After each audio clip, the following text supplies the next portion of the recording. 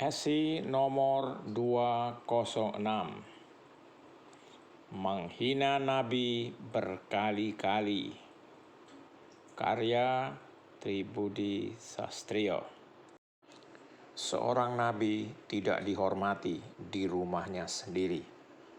Pernah ada bagian satu sabda disampaikan, mungkin dengan nada getir, oleh sang nabi besar utusan surga.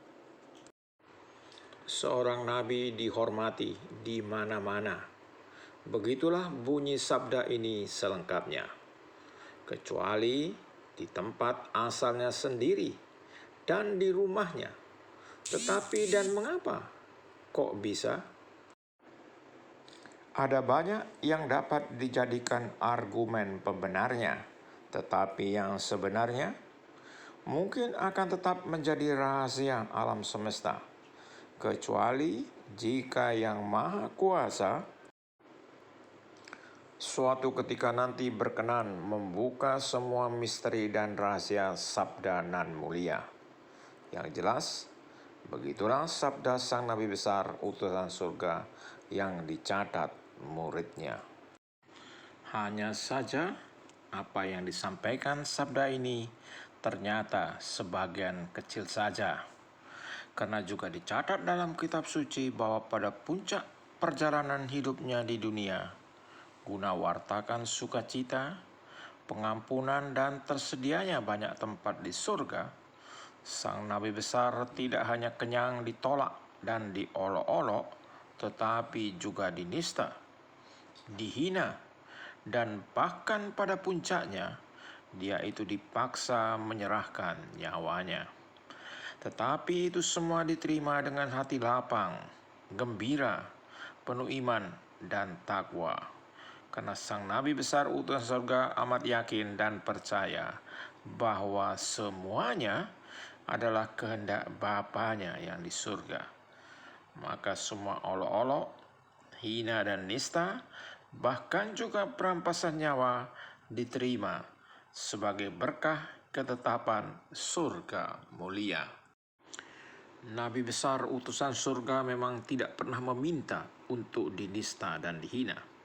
Tetapi semua nista dan hina sudah pasti dihadapinya dengan riang dan gembira. Ditolak, diolok-olok, dihina, dinista adalah satu bagian dalam tugasnya di dunia. Apalagi semua kehormatan, kebesaran, keutamaan, dan kemuliaan pada dirinya sama sekali tidak berkurang, bahkan ibarat logam mulia, semakin cemerlang saja. Itu juga yang terjadi dengan nabi besar utusan surga. Semakin dihina dan dinista, semakin besarlah namanya, semakin mulialah ajarannya, semakin hebat dirinya. Ini semua berkaitan dengan tolakan, olokan, hinaan, dan nistaan semasa hidupnya. Lalu bagaimana dengan semua hinaan dan nistaan setelah era kebangkitannya? Sama saja jadinya. Semakin dihina, semakin utama. Semakin dinista, semakin mulia. Kehormatan jati diri sang nabi besar utama tidak akan berkurang walau seinci saja. Mana bisa olokan, hinaan, dan nistaan mengurangi sifat utama dan mulia beliaunya? Sifat utama dan mulia nabi besar utusan surga berasal dari Allah Maha Sempurna. Bagaimana sifat ini menjadi luntur dan berkurang hanya karena ulah manusia? Pasti tidak bisa terjadi. Pasti tidak ada peluang karena memang mustahil namanya. Seantero dunia boleh saja menghina dan menista sang nabi besar utusan surga, ajaran dan sabdanya tidak akan berubah. Keutamaan dan kemuliaannya terjaga. Itulah fakta dan realita bagi nabi besar yang memang diutus ke dunia oleh surga. Tetapi seperti yang disampaikan dalam banyak cerita, selalu ada saja peristiwa yang membuat nabi terhina dan ternista, dan itu justru datang dari pengikutnya. Ya, hinaan dan nistaan paling luar biasa hanya bisa berasal dari para muridnya. Hinaan dan nistaan dari orang-orang luar sana hanya bisa menggoreskan noda, persepsi raga dan fisik saja, sedangkan inti utama dijamin tetap cemerlang mulia. Walau mungkin agak berlebihan dan mengada-ada, jika perlu kita boleh meminta, ayo dihina dan dinista saja. Ini Nabi besar utusan surga, dijamin dia tidak murka. Karena bagi dia, hinaan dan nistaan yang asalnya dari bibir berbentuk kata-kata sama sekali bukan apa-apa. Bagaimana sang Nabi besar utama si utusan surga bisa mengklaim dirinya putra Allah jika dihina dan kata-kata manusia nan fana, lalu merasa dunia seakan kiamat saja, sehingga murka berkobar menyala-nyala. Kata-kata itu, betapapun pedas dan tajamnya, betapapun culas dan kejamnya, tetap saja kata-kata manusia dan bukan sabda surga, maka bisa diabaikan saja. Yang sulit diterima, dan ini menyesakkan dada, dan ini yang menghina dan menista.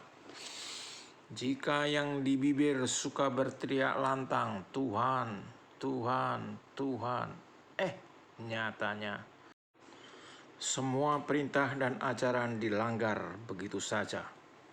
Empati dan kasih pada sesama dianggap bukan apa-apa, padahal ini perintah mulia yang untuk mengabarkannya harus ditebus dengan penyerahan nyawa setelah diawali hina, nista, dan siksa.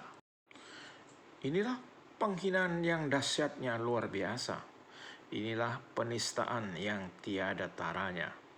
Semua saja yang telah bertobat, percaya dan menjadi pengikutnya, tetapi enggan melaksanakan perintahnya yang utama, mereka menjadi penghina.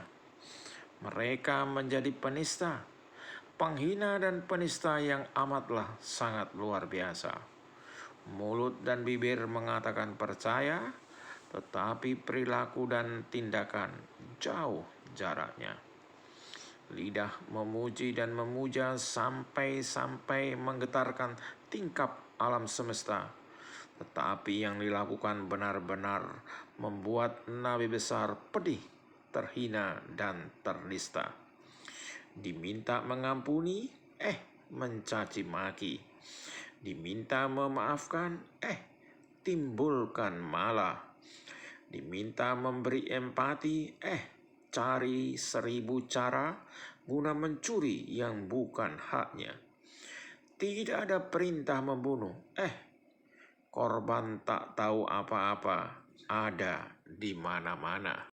Diberi perintah hidup rukun dan damai, sengketa dikobarkan berlama-lama. Yerusalem, Yerusalem, demikian Nabi besar utusan surga pernah dicatat berkata, engkau yang membunuh para nabi serta melempari dengan batu mereka semua yang diutus kepadamu. Berkali-kali aku rindu mengumpulkan anak-anakmu, sama seperti induk ayam mengumpulkan anak-anaknya di bawah lindungan sayapnya. Tetapi kamu tidak mau, merupakan ungkapan awal betapa bandelnya manusia. Hanya saja, seperti yang dikemukakan berkali-kali pada para murid dan rasulnya, apapun yang terjadi, dia tetap harus kembali ke Yerusalem. Tidak apa jika dihina dan dinista oleh mereka yang tidak percaya, karena itu hanya hina dan nista raga, bukan sukma, bukan jiwa. Asal domba yang tercerai-berai bisa kembali bersama, lalu menyelesaikan tugas maha mulia, memberikan empati dan kasih pada sesama, maka olok-olok, hinaan, nistaan, dan bahkan juga perampasan hidup dan nyawanya, jelas bukan apa-apa. Itu harga penebusan yang amat sangat murah bagi dirinya. Nabi besar utusan surga memang tidak pernah meminta untuk dihina dan dinista. Tetapi jika memang harus terjadi, karena entah mengapa, ternyata ada yang suka, maka perintahnya jelas dan tegas bagi pengikutnya yang beriman dan percaya. Tuhan, sampai berapa kali aku harus mengampuni saudaraku jika ia berbuat dosa terhadap aku? Sampai 7 kali? Demikianlah sang nabi besar ditanya muridnya. Dan apa jawab sang nabi besar utusan surga? Apakah sampai tidak berhingga? Jika mengampuni dosa orang sama dengan mengampuni dosa sendiri contohnya, maka angka tidak berhingga mungkin angka yang paling disuka kita yang berdosa. Ayo, hentikan hina nista bagi nabi besar utusan surga dengan jalankan perintahnya, bukan dengan jalan lainnya, termasuk membalas hina dan nista yang tidak percaya. Dinarasikan di Sidoarjo 22 Januari 2022 oleh penulisnya sendiri.